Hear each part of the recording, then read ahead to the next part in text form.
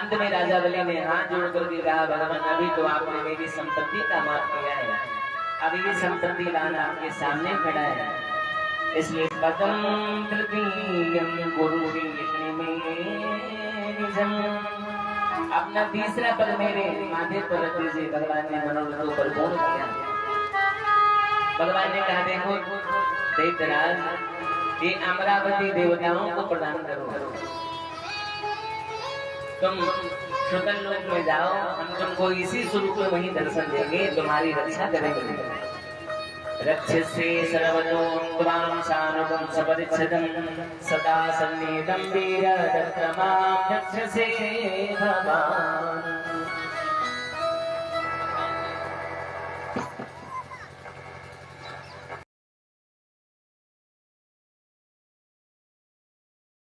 भगवान ने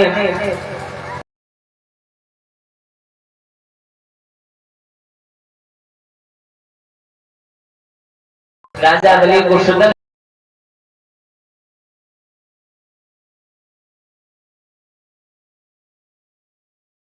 लोक में पहुंचाया है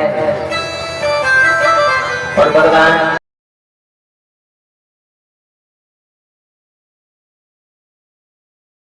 अंतर्धान हो गए। बोल भक्तवत्सल भगवान की जय। जय जय श्री राधे श्याम।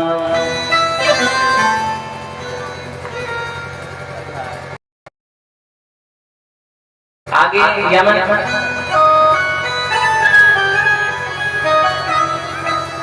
आगे 9वें स्कंद में 26 अध्याय है।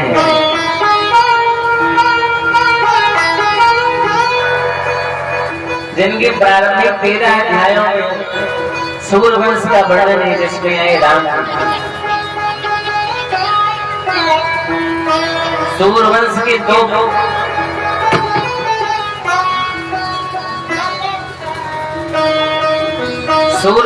दो बालक हैं, दोनों ही बड़े विचित्र हैं। एक जीवित रहते रहते परेशान करता है, एक मरने के बाद घातक होता है। जीवित रहते कौन परेशान करता है? शनिश्चर। और मरने के बाद घातक कौन बोलता है? यमराज। ये सूर्य नारायण के दोनों दो पुत्र हैं, दोनों बड़े राजे हैं। सूर्यवंश में बड़े प्रतापी राजा हुए। अब हम प्रतापी राजाओं के चरित्रों को हम प्रणाम करते हैं, क्योंकि 6 बज चुका है।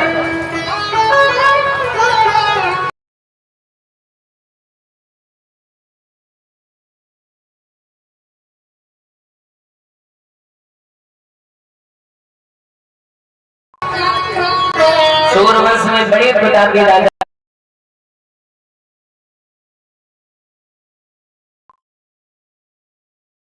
खटवांगा दीर्घबाहुश्च रघोदसमा प्रदोष्णवा अजस्रतो महाराजः दशरथो भवत्। और इन्हीं दशरथ जी महाराज के यहाँ साक्षात भगवान ही रघुनंदन राम जी महाराज के रूप में प्रकट हो गए। श्री सुखदेव जी महाराज ने हाथ उठा करके कहा, राजन दशरथ जी महाराज के यहाँ जो प्रकट हुए कौन थे? तो कहा, तस्यापि भगवानेश, साक्षात भगवान रघुनंदन राम जी महाराज दशरथ जी महाराज के रूप में प्रकट हुए। जन्मे अवध में राम मंगल गाओ रे, जन्मे अवध में राम मंगल गाओ रे, जन्मे अवध में राम मंगल गाओ रे, जन्मे अवध में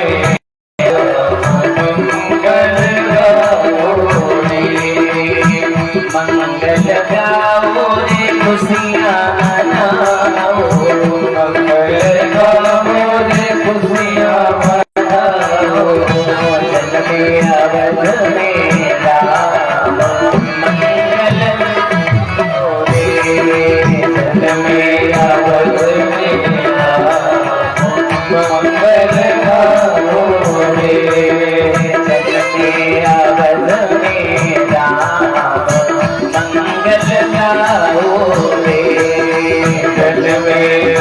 मेरा मंगल गाओ रे। जय हो।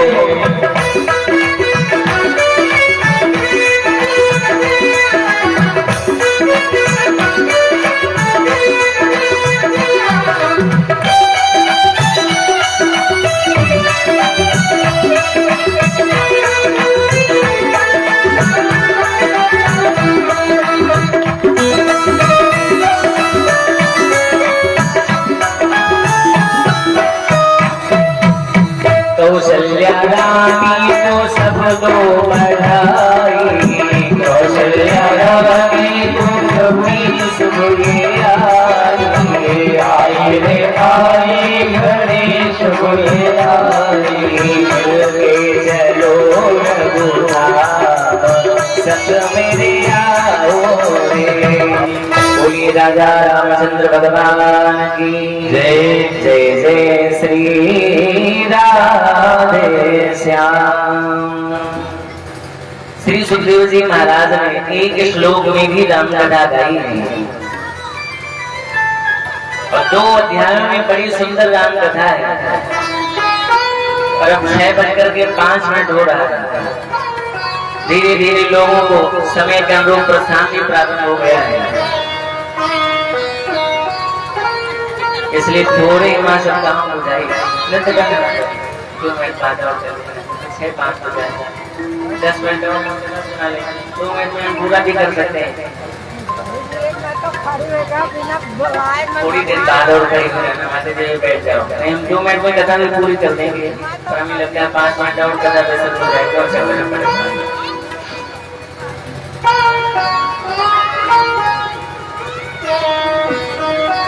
गुरुवर थे टकराजो वचरदन वनम पदम पदव्या प्रियाया।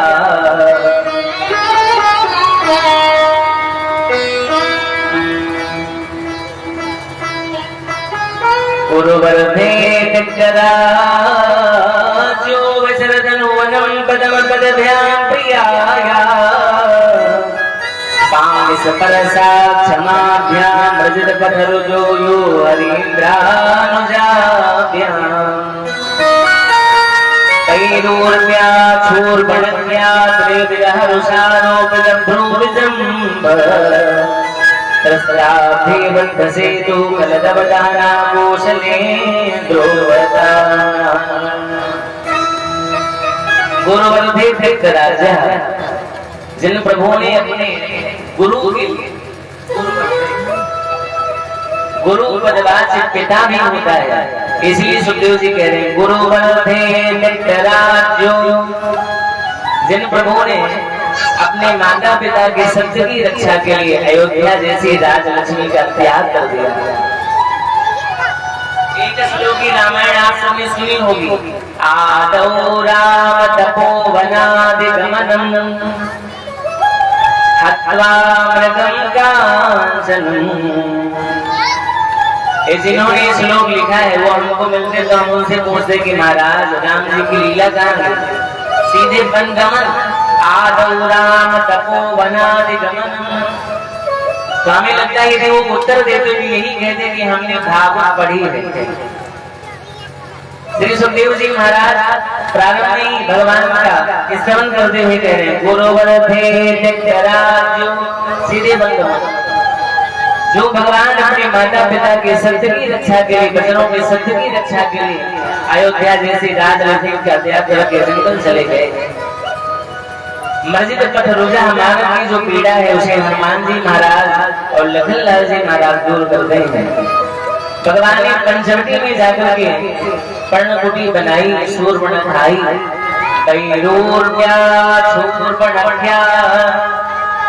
शूर्पणखा को भगवान ने विरूपा बना दिया, नाक का मुकुट बन गया।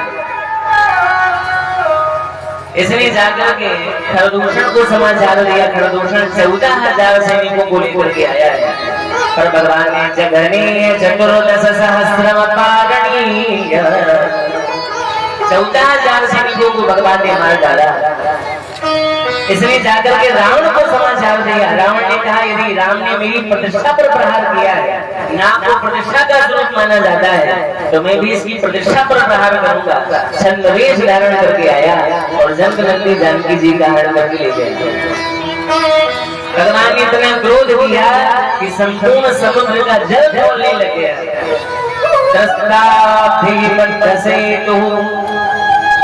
सेतु का भगवान ने निर्माण किया और लंका में बांधी सेना को ले जाकर के संपूर्ण लंका को भगवान ने ऐसे मत डाला जैसे कोई गजराज छोटे से सरोवर पर प्रवेश करके सारे सरोवर को मत डालता है।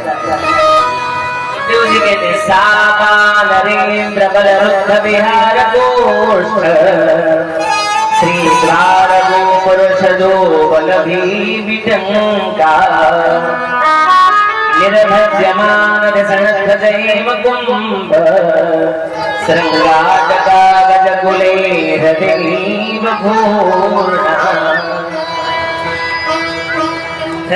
घूर्णा जैसे गजराज एक सरोवर पर प्रवेश करके सारे सरोवर को मत डालता है, ऐसे बांदी सेना को ले जाकर के भगवान ने संपूर्ण लंका को मत डाला। अंत में जब भगवान ने सबको मार डाला तो रावण आया। जो ही रावण को भगवान ने आते हुए देखा तो एवं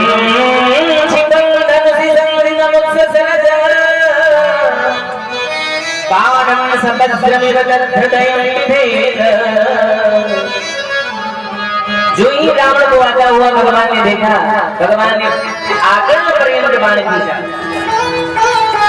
देखिए बाण खींचने में दाहिना हाथ पीछे आता है, बायां हाथ आगे जाता है। बाएं हाथ ने दाहिने से कहा क्यों भाई, जब भोजन के समय आता है तो तुम आगे आ जाते हो और जब सूर्य प्रकाशन का समय है तुम पीछे जा रहे हो। तो दाहिने हाथ से बाएं हाथ से कहा कि हम रावण से भयभीत नहीं हो रहे हैं, तो पीछे क्यों जा रहे हो?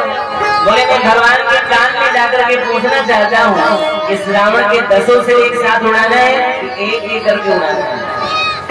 एवं क्षिपं धनुषि संवदितं ससर्ज बाणं सवज्रं तद्धृदयं बिभेद सोऽसत्त्वमन्दसमुखेन पतद्विमाना धारेति जल्पति जने सुग्रीवरीता। भगवान ने जो ही बाण का समाधान किया, वक्षस्थल पर बाण मारा, रावण 10 मुखों से उधर गमन करता हुआ पृथ्वी पर ऐसे गिरा जैसे सुकृति कहा। सुकृत माने पुण्य समाप्त हो जाने पर पुण्यात्मा व्यक्ति उच्च लोकों से गिर जाता है। मंदोदरी आई है, जोर जोर से रो रही है।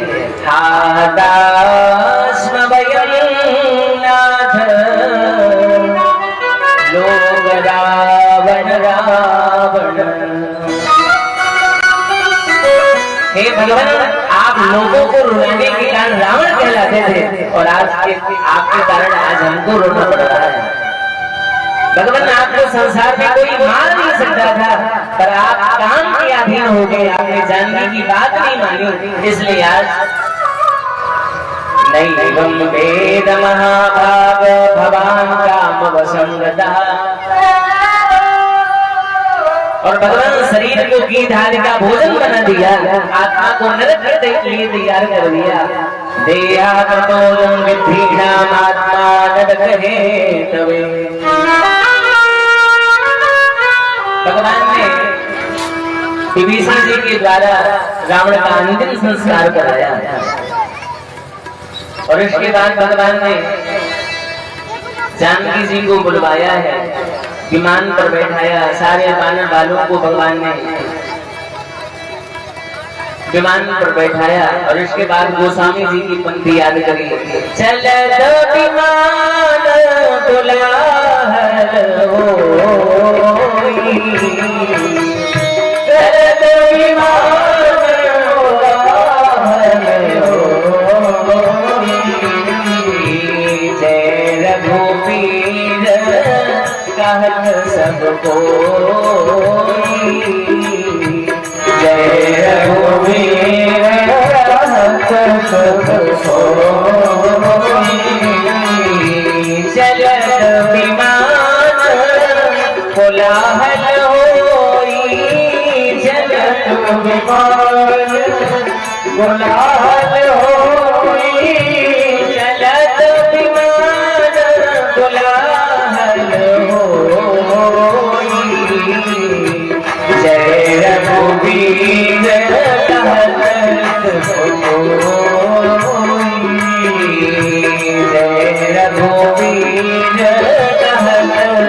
जग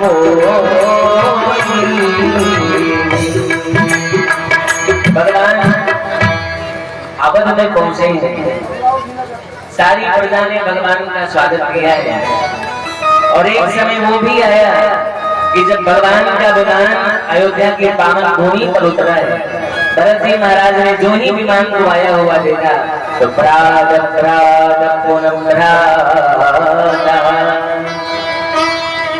जाकर के शरणों में गिर गए। अयोध्या वासियों ने कहा अब हम पंचांग नहीं देखेंगे, अब आज ही आप राजा बनाइए। राम जी को राजा बनाया है। राम जी के राज की अद्भुत विशेषता थी, इसलिए आज तक भी हम लोग राम राज की परिकल्पना करते हैं। राम जी के राज की अद्भुत विशेषताएं भी समय विस्तार किया क्या नहीं देता है। 6:15 हो गए। राम जी के राज की अद्भुत विशेषता सुखदेव जी कहते हैं राजा राम जी के राज का निवासी जब तक मरना नहीं चाहता था तब तक वो मरता नहीं था। राम द्वापर में केवल और केवल भीष्म पितामह इच्छा मृत्यु के वरदानी थे, और राम जी के राज में राम जी के राज का प्रत्येक निवासी इच्छा मृत्यु का वरदानी था। इसका आधार क्या है? सुखदेव जी का श्लोक।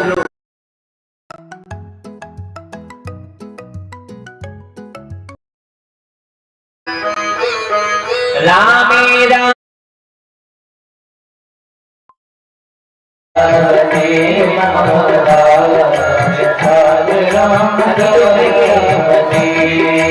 राजा बने महाराज आज राम